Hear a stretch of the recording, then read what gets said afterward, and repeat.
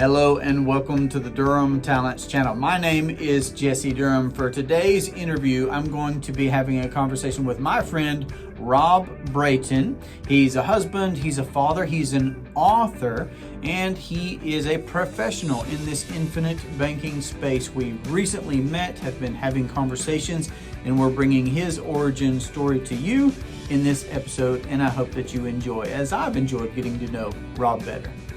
And then maybe you're at some point in life, like you expressed earlier, and you're saying, but there's something wrong here. I'm not sure what, but there's something wrong here. I'm doing all the right things. I am contributing to this government qualified plan. We are paying cash for things. I don't have a lot of debt, so there were also those points in your life and mine where you're like, it's got to be better than this. It's got to be so interesting, all the different examples that you're giving. Well, it's life, right? Like it quite literally is. That is life. These are all the things that everybody has. And it's just about thinking differently. And it's once, again, I'll say it again. And granted, this ties into one of my favorite verses, which is Romans 12:2. But when Romans 12:2 is, the latter part of it is be transformed by the renewing of your mind. Well, what does Nelson say? Rethink your thinking. It's the same thing. It happens spiritually and it happens in the real world too. And when we do those things, things transform. And, I'm just so blessed that God, put this in my path. I'm here talking to you about it. Like, it's just amazing the way that those things can work. And it's quite real for virtually anybody if they want to do it. Right. I was listening in Samuel where it's talking about King David's fight against Goliath on my drive here to the office today. And that's a passage that me and virtually the world is familiar with. But here's where I'm at in life, and here's where I'm rethinking my thinking, Rob, is I'm a father now. So this time when I was listening to that chapter 17, I was actually not so much putting myself in David's shoes nowadays, but I'm putting myself in his father's shoes, thinking, what would that be like? That experience of Samuel showing up and his son being selected to be the next king. Like, I was looking at it from a completely different perspective than I don't think I'd, given a lot of. It just hadn't occurred to me. I was really thinking about something that was the same. The scripture is the same as when I read it, however long ago. But I'm looking at it a different way because I was also revisiting it. I went back to it. So it doesn't matter whether you're talking about scripture or whether you're talking about somebody looking under the hood of a mortgage, like you were mentioning earlier. I feel like when people do look at a mortgage, just for an example again, and they realize how it's loaded to pay interest as a priority to the lender, and that's just money that the average American is bleeding out of their household, never to return, never to be reflected in some net, eventual worth to future generations, like we are talking about earlier, our wives and how they appreciate that aspect. That cash is gone today, and it's not going to ever do anything for us in the future. I feel like when people realize that, they at least stand an opportunity to rethink, hey, what if we could keep that money instead? Yeah, absolutely. I mean, that's what I'm doing now, where we're taking back our home equity line of credit. So that's a big thing that we've been focused on lately is leveraging the policies to help us remove that. And then after that's done, it's going to be our mortgage. And like but it's all about thinking differently. And how do you put that as you grow in this process? And it is a process and it will continue to be one, because the way I'm going to think 5 years from now and what I'm going to learn in those 5 years will allow me to be a better consultant with my clients. But I think more importantly will be better for my family, and I'll be able to teach more effectively for my kids. I'll be able to, help them with different situations. My level of spiritual growth will have grown at that time, like all these different things. And those are great things to look forward to, but it starts with every day. And it just goes back to what we were just talking about, and that you have to challenge yourself daily to think differently. And that's a big part of it, is always pushing ourselves to, learn a little bit more, to run the race, to expand our understanding a little bit further in every facet of our lives. And that's important for us. I love it. Let me try and ask you, just because every subject that we come into makes me write down a question here. This is what I'm doing. I'm writing down notes and stuff. Let, It's all let me right. see if I could jump through a few of these and you give me your response on some of these things that I'm curious about. So Yeah. when you mentioned earlier about having powder dry, meaning Yep. having some reserve capital or an emergency fund, I'm not trying to put words in your mouth, Hmm. but even while prioritizing something, say, like paying off debt, do you Yep. have a metric, or what would you say to somebody who's considering infinite banking, or maybe they've even already started practicing and then they Hmm. experience some of life's ups and downs? So some people will probably be able to head off some of these problems depending on what you can tell them, right? And then some Yep. people, they might be learning it firsthand. Maybe they're just gung ho paying off debt, but then something else happens and then they're caught with, no emergency fund. I Hmm. was telling you about, a guy I was just on the phone with, Yeah. wife just lost her job. They're up in Hmm. Pennsylvania, young couple, child at home, wife just lost their job. They just experienced this month, a financial crunch, and they're a year into their journey. So, but what's your perspective then on powder dry? Yeah. I mean, it's there isn't one defined answer there, right? I think it's every person's situation is a little bit different. I I tend to be more conservative on that front. And I want to, for me, it's what's my cash flow look like for the next 6 months? If something serious happened, I don't want to have to worry about it. So that's the type of level of capital I need to keep dry at all times. In the I think the at first when I first started this process, I wasn't thinking about that. It was all about debt. It was triage that, let's get rid of it, let's move, retake as much of this as possible. But then as the policies grow, as your cash value grows, I'm like, and I think I had heard Ryan Griggs talking about it on a podcast with James Nethery, but he was talking about making sure you have powder dry. And in our current economic situation, I think it's really important that people start thinking that way. And when you have, and it doesn't matter what it's for, right? Whether it's for your, if you think about for just the worst case scenario, that's certainly important. But what about if there is this massive opportunity that opens up and you have you want to take advantage of it? If you don't have dry powder, you can't do those things. So it's about creating and kind of restructuring, thinking about how you want to structure that system. I know I've had clients where, they have a lot of money sitting around in a checking account, and that's their emergency fund.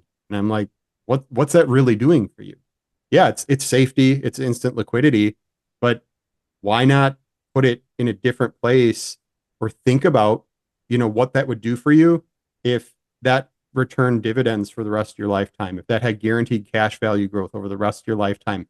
Oh, and it provides you benefit or death benefit, and you still have the liquidity, the ands just keep coming when you really start thinking about it. So, but it's a way to, just going back to just simply answering that question, it's security and it's flexibility, and having that there provides us that level of security that if something really bad happened, we'd be able to cover it. Um, I mean, I'll give you a super quick example about why it's important. We took a vacation. I went down to the coaching academy not too long ago for the Nelson Nash Institute in Birmingham. And on our way back home, we had a problem with our vehicle, with Babe the Blue Ox, our 2014 Honda Odyssey. And it's been a great vehicle. It's the first time we've ever had trouble with it. And it turned out it was simply an ignition coil. But anyway, I was never worried about the whole thing. I didn't worry that we had about the repair cost. I didn't worry about the big tow bill that we had because it had to be towed to a dealership, and that was an hour away from where we were located because they wanted to make sure that because it had some codes and stuff that came up, and they just didn't feel comfortable with it. So we had it towed, and I had to stay in the hotel for 2 or 3 extra days because waiting for the dealership to open. By the way, never have car trouble at 4:30 in the afternoon on a Friday. So, um, anyway, I didn't worry about any of it because by the time we got home, guess what? Well, I just pay all that with my with that dry powder, right? And I know that I can pay that back over time, and it's not going to be a big deal. And now, do I like having to do that? No, I don't think anybody does. But that's why you have that there because it shields you against those situations. And if that would have all been in cash, yeah, that starts to freak you out because now it's depleted and it's just out and gone and you never get it back. Where in this case, when you pay it back, it becomes available again. So, Yep. There are two guarantees of experiences in the future: obstacles and opportunities. That's the mhm. verbiage that I use for it. It's going to happen. And I Yep. love how you answer that. And by the way, I feel like you would be an accurate representation of a Paul Bunyan now that you mentioned it. Babe, the blue ox. Isn't that what you said you named your Yeah, van?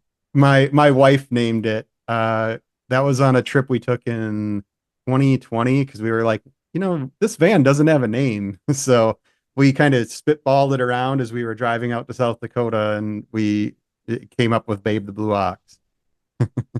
That is hilarious. Let me circle back to another subject that you aroused my curiosity in. I asked you about conversations with your wife Hmm. around IBC, but you have young children, minor Yeah. children, and you have adult children. I would Hmm. so as a father, a professional in the space, somebody who personally implements the concept. I'd love to know where you're at currently in conversations with your children. Hmm. Well, so my oldest daughter, we she didn't live at home with me all the time. So, but for her, I mean, I did give them a copy of Becoming Your Own Banker as like a sort of a pre-wedding gift, and I wrote a bunch of notes in there. I hope that they read it. Um, and every kid's in a different stage, and that's okay. But so they're kind of starting, but my other kids that are at home, they've all started to see these things differently because they see we're doing things differently than what we used to. And we when somebody says something or we got to finance something, is like, oh well, that's a policy loan. Well, what does that mean? So you kind of talk about it, it comes up. um well, my oldest son, he actually, we had talked about it, and I was excited about IBC as I first started, and we had kind of been talking about it. He's like, I think I'd want to do something like that when you know, when I turn 18. So we started talking about it. We went through the whole process, and just like I would with a client, right? Because he is my client, and we talked about how we could structure it, how we could put it together, and all the while, he's thinking long range, which I thought was just like, as dad, your heart's just like, oh, this is so awesome. And he's thinking out what he wants things to look like when he's, you know, 35, 40, at least early, right? And then beyond that. And we started structuring the policy in a way to do that. And in a year, I just mentioned to you before we started, like he bought his first real vehicle with his policy, and it was really neat for him to be able to do that because he has a clean title, right? He owns the car, and his friend went with him to go pick this car up, and he's like, "Wait a second." He's like, what do you mean your title's free? You don't have a loan. He's like, well, I do, but I pay myself back. And his friend's just like, wait, what? Like not didn't grasp it. So it's just so neat to see how they're able, they're grasping onto it early. Um, we homeschool too, so we've been able to like teach money differently to our kids, even the younger ones. In the process, so we kind of take some of that Austrian school into that into the concepts about money and how we put those things into place with them. So I'm not in a place where yet, financially, where I can take a policy out on all my children. That's going to, eventually that will happen. But it's, for us, it's about how can we educate them so that when they become adults, they know exactly what to do as well. And that part of it's been a really like just empowering experience to see them go through and continue to go through because they're all at different ages. So we have to keep educating, keep helping them to understand things, help them rethink their thinking, help them start to think about how to overcome these human problems at an early age so that they become better adults and they're going to be more successful in whatever they choose to do. I'll tell you what, the impatience of implementation is very real, like what you just described right there.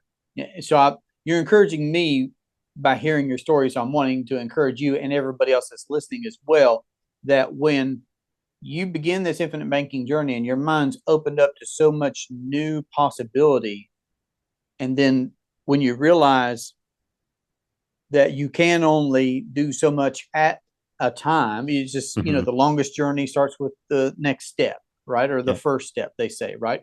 Is how that saying goes. The longest journey starts with the first step. Well, even when you're on the longest journey of life, there are going to be successive steps. So that point right there about, yeah, well, we've got this policy, that policy, the other policy. My son started a policy. I got the book here.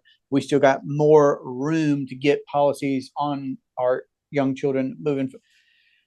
There's, for me anyway, boy, you're wanting to level up, and I guess a lot of things happen sooner than you maybe realize, like you paying Mm-hmm. off that truck, getting that early first one. That's so good. It's so good, right? And then that shows you more possibilities. Oh, we need to be paying more premium, and then you do, and then you're having your son talk about being 35. Like, I wasn't there, so I'm happy for you. That's so cool to be hearing about.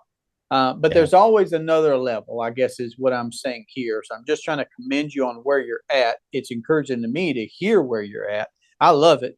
You mentioned Austrian economics too, Rob, for the second time. So tell me something about Austrian economics, or tell the folks something about Austrian economics. I have been pursuing, Nelson's recommended readings at the back Mm-hmm. of Becoming Your Own Banker for some years now. And I've read not all those. My goodness, he was a prolific reader. That much is Oh, obvious. yeah. And I feel like I'm a great reader.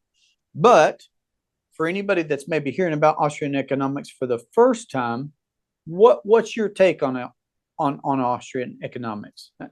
So yeah, you do with that what you want. So you Yeah, do. I mean I can't profess that I'm an economist. So I will try to relay it in the best way that I can. But it's really more so about I tend to look at it as more like sound money principles and that you like everything is based in value of production, of a level of effort that's put forth, and that's where the value comes from. And as opposed to where how things operate in our world today. I mean, there's no real value behind the money system that we have, but that's it's trying to sub. I think for me, it's about which aspect of economics you want to talk about. Is it money? Is it the because I tend to go more towards the money side of it when I think about the Austrian school and how a lot of that operates. But there's more to it than that, right? It's a broad topic. Um, and I don't feel the most qualified to like give this detailed answer about how it all works, but it's essentially the way I look at it is it's real economy versus fake economy in that you everything is based in some level of value within the Austrian school as opposed to you just kind of create whatever you think it's worth in the Keynesian school, debt focused, spending your way out of situations like that doesn't work in the real world. We have a great example of that in our current debt situation in our country. It does not work, plain and simple. Yes. I love that you're just approaching the subject from where you're at, and that's what I'm going to do as well, which is just underscore some things that Nelson would say, which is a bottom up approach versus Hmm. a top down Yeah. approach to that sound money that you were talking about. I mean, Nelson said, like you recited earlier, when you know what's going on, you'll know what to do. That Hmm. responsibility, that opportunity, lies with us. We can implement at our level, and me and you level, a Yeah. sound money paradigm by implementing infinite banking. And when you're just talking big picture about Keynesian economics, Chicago school, the Austrians, it's a study around sound money that brings the emphasis back to the individual. I would say this is just me in my own words, right? You see Hmm. me actively trying to navigate something to folks as well. I would say it's a worthwhile study, and I'm in the middle of my study Hmm. by doing things like, because I'd never heard about Austrian economics before reading Becoming Your Own Banker and finding out that Hmm. Nelson was a student of Austrian economics. I'm like, oh well, what's that? And then I see these recommended readings in the back of the book, and I pursue it. So I just like that you're able to mention it to me and to everybody that's here, and what your thought is on it at the time, and I'm sure it'll be Yeah. developing. I mean, I think a lot of it is that it where I just try to keep it as simple as I can, especially like with my kids, is that there's real value attached to any part of the economic system in the Austrian school, right? Like there's whether that's production that somebody's doing or that your money is backed in something that is real or tangible. Those are the concepts or the basic parts of the concept that I think are really important for people to understand early on, as opposed to it being, you know, just thought of as, some sort of fiat type situation, where things are just kind of made up, or debt focused or whatever it might be. But Right. yeah, I The real world example that occurs to me right now is how Nash would say that banks are lending out money that doesn't exist. It's correct. not like they've got this money in the safe and they're making out loans on these cars and mortgages, Yep. etc. Whereas, contrast that with, well, when we pay premiums, number one, that's real money. Yep. That's real money. Real These money. the insurance companies aren't taking credit card swipes. Nope, that real money. So we've had to have worked for that, right? Yep. In some form or fashion, created value in the marketplace. We earn and we pay real money to an insurance company who then really has the money, right? And they're really making policy loans to policy owners, or they're really making legitimate investments into real estate, or they're really buying government bonds, or they're really doing, what they've been doing for over 100 years, like we've already referenced. That's real versus what's conventionally happening when Hmm. it comes to banking, right? Just trying to connect some Yep. dots here. Coming back to infinite banking, you can do that conventional route, or you could do that real route. Yeah. Yeah. It's 100% reserve system, right? And we don't even have reserves in our current fractional reserve system any longer, which is quite scary. It's Um, weird. I so always encourage anybody, go to the usdebtclock.org. And if you've never done it, go do it. If you've never done it, go do it. Go look up the US debt clock. It's eye opening. yeah, it's well, and it's scary, right? Um, there's, I mean, I think most of us that live in this country love where we live, and the premise behind why this country's here, and to see it going the way that it is. And this isn't about politics. It's just the general direction is wrong. And there's the fact that no one wants to take the big steps needed to fix it is sad. And then those who are attempting to get chastised or, want to be kick them out or do whatever. And I don't really affiliate with any particular political party, so that doesn't really matter to me. I look at it as it the tough situations have to be made, and they somebody's got to step up and do that. And if we don't have the leadership, then it's all going to go down. But that could take me down a whole different avenue that maybe we can talk about some other time because I've Sure. done a lot of I've done a lot of reading. I am not nearly as prolific as what Nelson was, but the stuff that I have and I understand, what most people don't understand is like most everything that's happening in our nation, it's by design. And that's the scary part. And there's very few people stepping up to do it and willing to try and fight that battle. But that's where IBC comes in, right? That's where what we're doing, it's a small step in the right direction, and why it's so important for so many other people to do it too.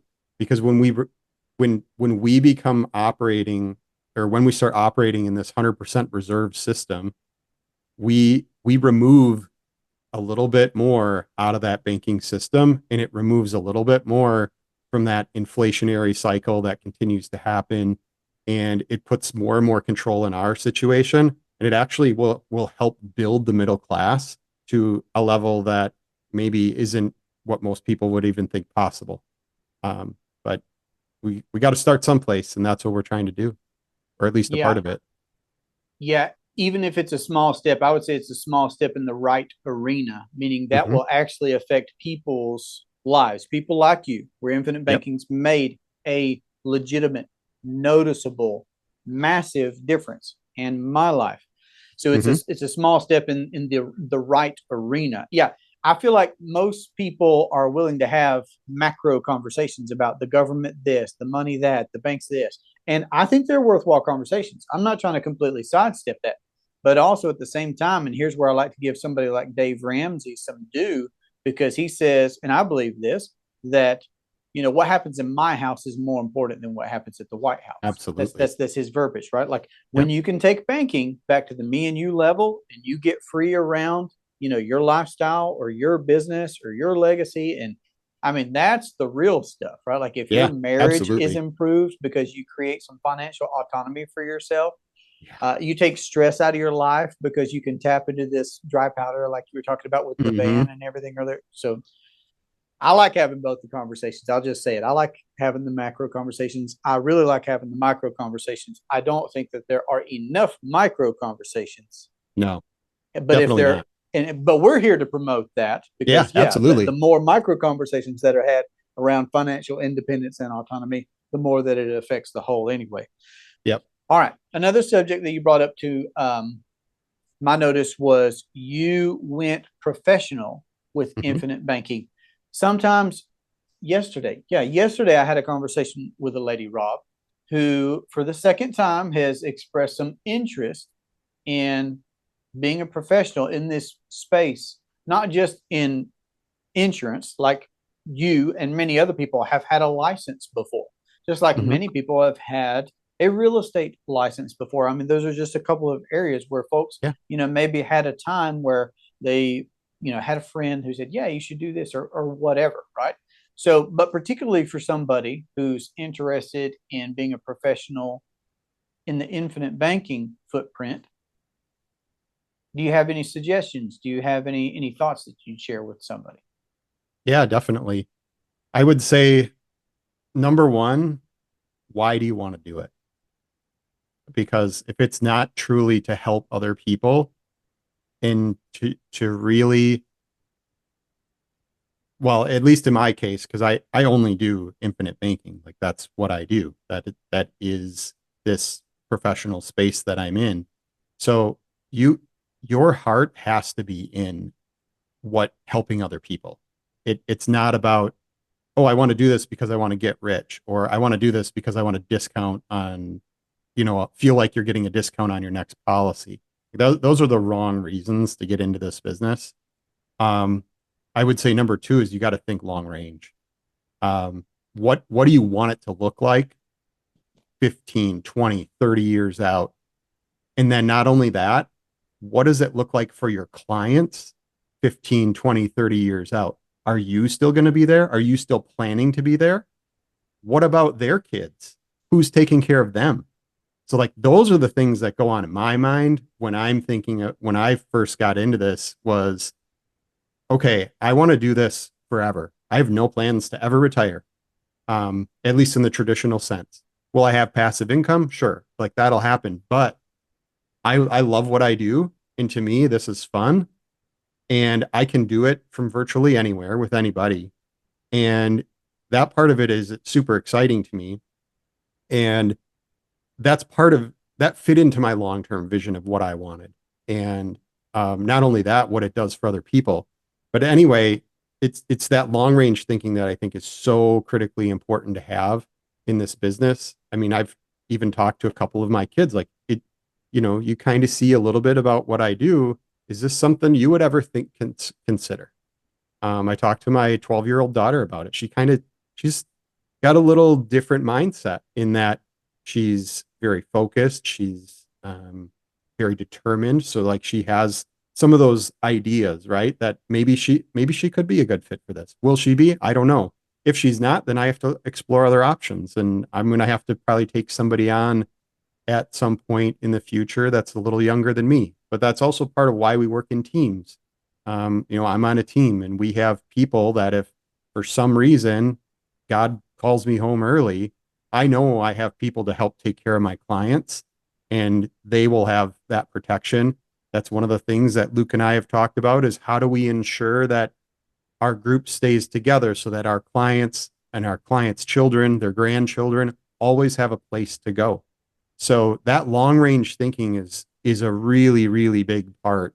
And I would say almost at one of the cores of what we do, or should be at the core of somebody's thinking when they're getting into this. There's no shortage of people out there who are here today and gone tomorrow in this business. And it's unfortunate because I've experienced it when I was early on, when I was doing investments, when I first took out a Roth IRA. I mean, I think I went through, there was 3 or 4 different advisors in a 2-year period. It's like, what? That people take that as normal. And that's not, no, that should not be normal. Like you should have somebody you can count on. And I think that's what you do really well and what you're thinking about. And a lot of the other practitioners in our space, they are there and we're dedicated to the people that we work with. It's a lifetime commitment and something that we really need to be thinking about if we're going to step into this space because it's bigger than just us.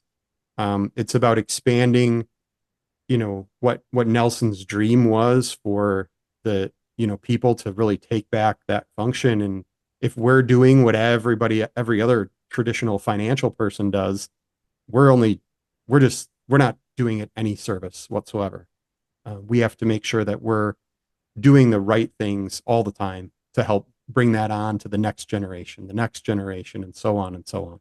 So I would say those are really my two core concepts about how I think about what, if somebody's going to step into the space, those are the things that I think you should be thinking about first. And the other maybe is that don't put yourself in a position where you have to sell because that's not what this is about. It Make sure you have a way to ease yourself in and you're not reliant on the next deal because that no one likes feeling that in their situation. And that's the wrong approach when it comes to infinite banking. So I would say those are, if there's a third one, that's probably it. Oh, I had two thoughts and then I lost both of them right at the same time. Oh my goodness, that was so good. Well, when I talk to my clients, I definitely preface with that saying, I look forward to working with your children. I look Mm-hmm. forward to working with your grandchildren. And those are always my personal favorite Zooms is when I'm on a Zoom call with a family and there are clients in that family, but then they got grandma sitting right here on the couch and they got their son or daughter or whoever calling in from, because they live in the next state over or whatever. We're Mm-hmm. all having that conversation about infinite banking. It's so good. Good. So I know that there's lots of things that I want to, dive deeper on with you. Mm-hmm. This has been easy for me to talk as much as we have so far. And I know that we've covered a Yeah. lot of ground. I know I want to cover a lot more. I've already personally talked to you on the phone about you showing up at one of our round tables. I hope that Yeah. you'll take me up on that. Yeah. Awesome. I'd love Awesome. to. I think that'd be a lot of fun. Some Awesome. great I'd love people in to. those groups. Yeah, great people, great people. And I'd love to have you join us there. So we'll get our schedules aligned there. But two things. One, tell folks where they could find you best. My website for my book would be one place. It's a fathershandbook.com. and there's links there to my, fathershandbook.com. yep, a fathershandbook.com. And that there's a way to contact me through email. And then there's also a link to my practitioner page there too, where someone can reach out to me if they're interested in infinite banking. They could get in touch with me there. Another option would be through where perfectspiralcapital.com. That's the group that I'm with Luke Tatum. He's the founder of Perfect Spiral Capital. So, but there's a page there where you could get in touch with me that way as well. Perfect.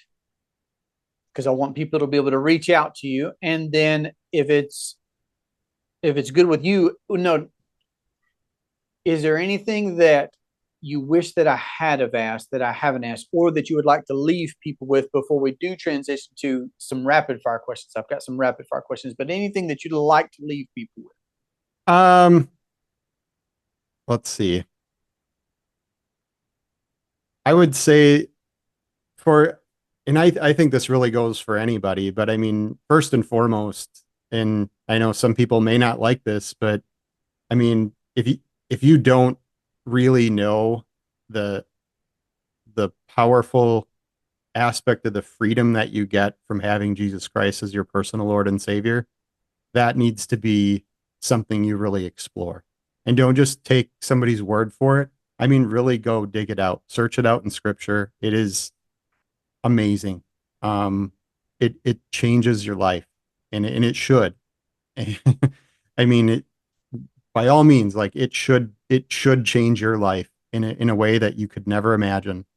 But I mean, beyond that, I would say some of the principles that I've learned over time of um, thinking long range, like Nelson said. I mean, I've always had a little bit of a long range mindset, but that really challenged me because thinking long range is about doing things right the first time.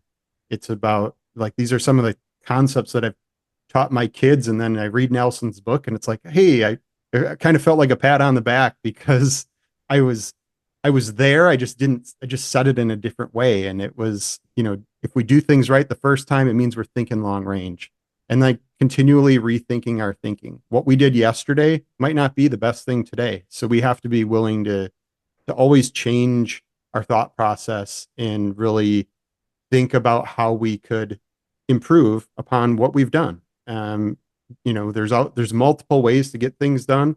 And I would say the other aspect of it would be, um, you know, who are those people that you can bring into your life that will help you get to that level that you want to be at? Um, I think that's one of the things that I've loved about the practitioner network, that I've loved about getting to know some different people as well, different mentors, is they help take you to that next level of where you need to be. So those would be I would say like three areas that I think would be that I would share with others. I love it. I personally see a lot of connectivity between those, all three of those things that you mentioned: Jesus, thinking long range, and who can you bring into your life, because it's all relevant, right? Like the Hmm. longer you think, you realize that, well, there's this life and then there's the existence or the life after this one. So let's really think long range, right? And I love Yeah. that Nelson, just like you said, you liked how he had scripture in the Becoming Your Own Banker book. I liked how he would say live too when he was speaking to audiences, which I never got to see him live. I've only seen recordings, Hmm. but which I wish I had of. My goodness, that would have been Yeah, so me too, cool. man. I wish that I caught on sooner to that opportunity. But he would say how, if you don't know Jesus, that's the best conversation we could have, and we should have that one next, essentially Hmm. in my own words. So, yeah, who could you bring in your life? Nobody better than the Lord. Um, thanks, Rob. I'll make sure that your contact information, of course, is below in the notes where people can get in touch with you. I appreciate that last word from you. How about we Hmm. have some fun with some rapid fire questions to wrap it up? Sure. Brief housekeeping item. I don't see your camera, just so you're aware. Oh, I'm sorry. Well, I guess normally I would have these questions on a handheld device. So I'm Okay. glad that you told me that, because I didn't know that you couldn't see me now. That's aggravating to me. It's okay. Um, hopefully I'm still being recorded somewhere. I don't know. Why did I it mean, do that? I guess I it's That's I record as aggravating. well. So like, What's the point of me nodding my head and everything if you can't even see me? So aggravating. Let me see if I can does that take my screen away again? nope, you're good. I can see you. Really? But now I can't see my. Oh, there it is. All right, let's see if this finally. I guess I'm learning how to do something new on my device here. You can still see me now? Yeah, I can. Awesome. And I still got my rapid fire questions. Okay, cool. So how about we have some fun with those rapid fire questions then? We'll try. I was actually kind of worried about this one. So, No, man, it's gonna be good. And these are things that I'm legitimately curious about. All right, so how about a favorite? Because you're Mr. Psychopath listening to stuff while you work out or whatever. What's a favorite book or podcast of yours? um, I really like James Nethery's podcast. That's one of my favorites, at least IBC focused. Definitely one of my favorites. I learned so much from him because he's had so much knowledge and time in the space, and he's so willing to share it with the world that way is pretty cool. Um, Man, I have so many different shows that I listen to. It's hard to nail one down. I do have like a soft spot for, so I do listen to some audiobooks, like apocalyptic fiction for some reason. I kind of like that. So there's a couple of series I've listened to there that were really good.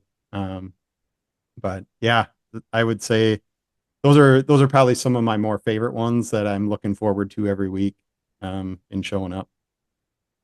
Neat. Do you have a favorite hobby? Um, they evolve over time, but the one that's always been there that I always have a sweet spot for is I've always loved audio. Um, so home theater, speakers, stuff like that. I've built a number of my own equipment and stuff like that in the past. So more that DIY aspect of it.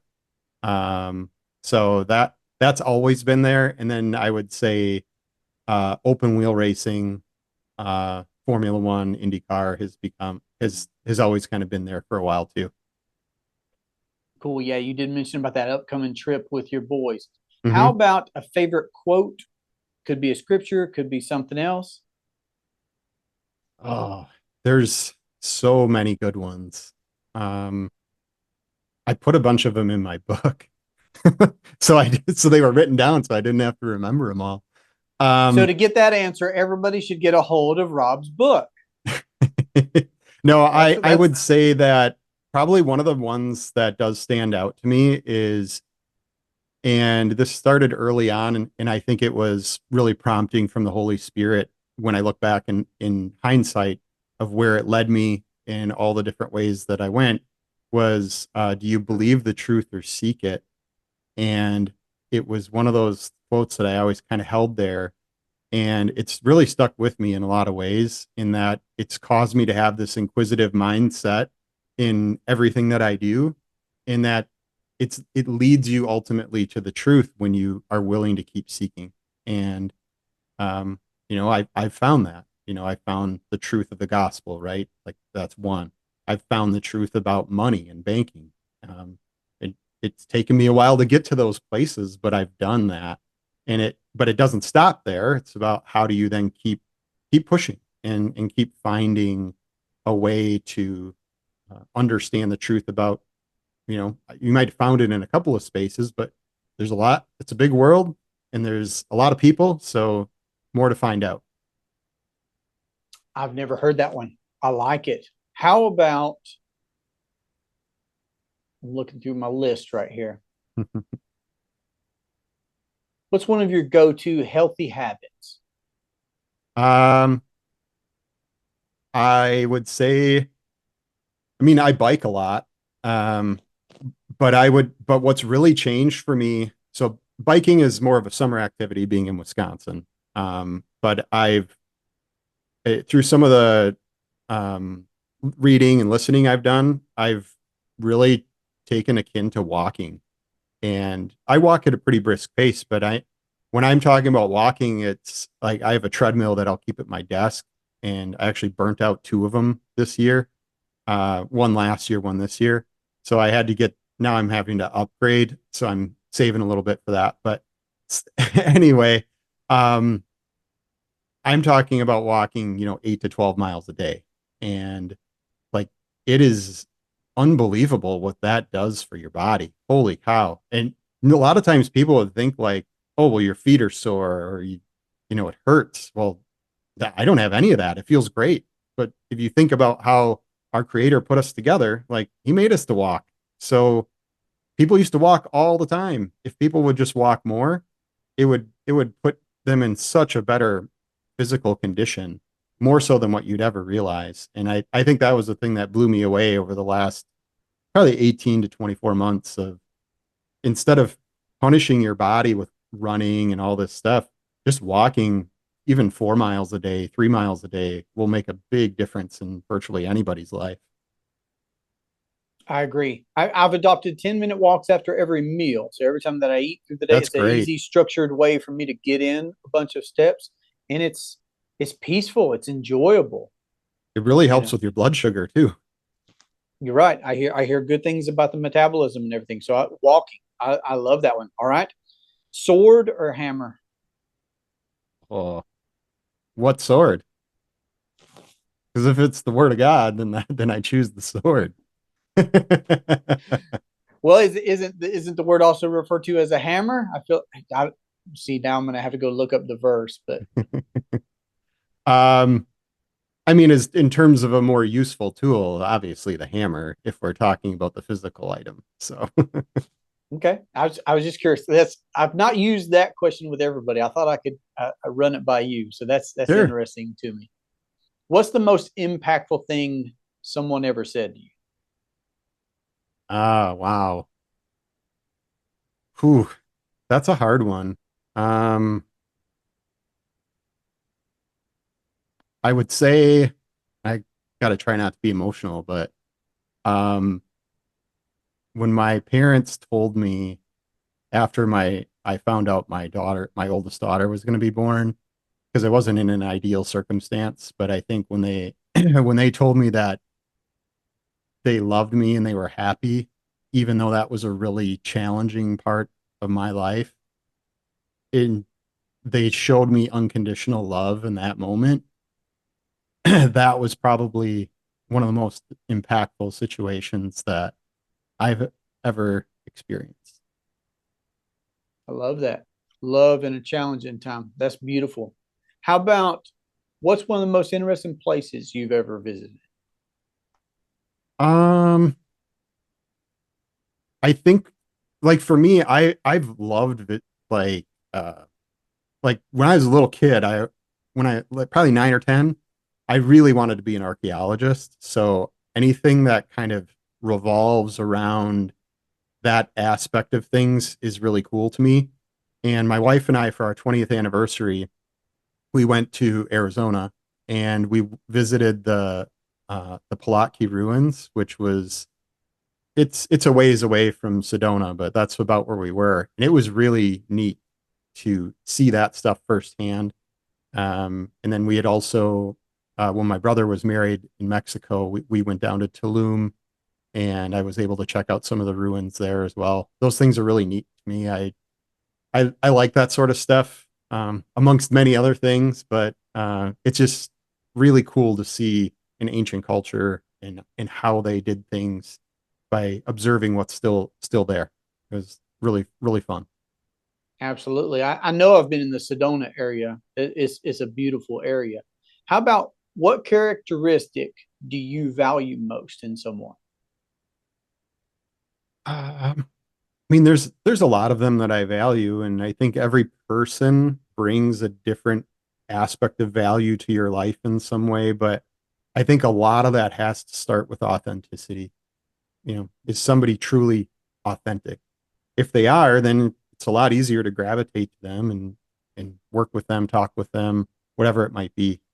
But if there's a guard up or they're trying to be somebody they're not, it's harder to form those real connections with people. And not that you can't. And there's been able to something I've fought with myself, right?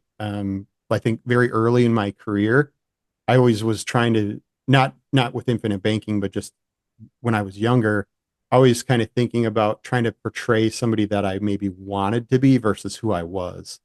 And I think that was by having that identity in Christ and knowing that's my identity, I can be my authentic self and the rest of it doesn't matter because I am his and that's all that matters. And then I can be me and I don't have to worry about it. I don't have to worry about what other people think in that case. So I think that's something that I would want for virtually anybody. It's a great characteristic to have. Absolutely. Absolutely. That's beautiful. All right. And then this last question I've gotten from my sons because they asked me, would you rather be able to breathe underwater or fly? Um, I heard you ask Hannah this one, and I think she had said breathe underwater, and I'm like, oh man, I don't know why you'd want to do that. Because I have I have like a secret fear of sharks, so so it's not underwater. I would definitely want to fly. Got it. Love it. Love it. And I'm glad to hear that you've been listening. So anyway, that's always a fun question. I feel like when people have this from their gut answer of, one way or the other, it's always interesting to me. And I've always said I feel like it must imply something, but I don't know what. But it's an interesting question. I love that my boys ask that kind of stuff and inspire that Yeah, kind of thought in it's me. really cool.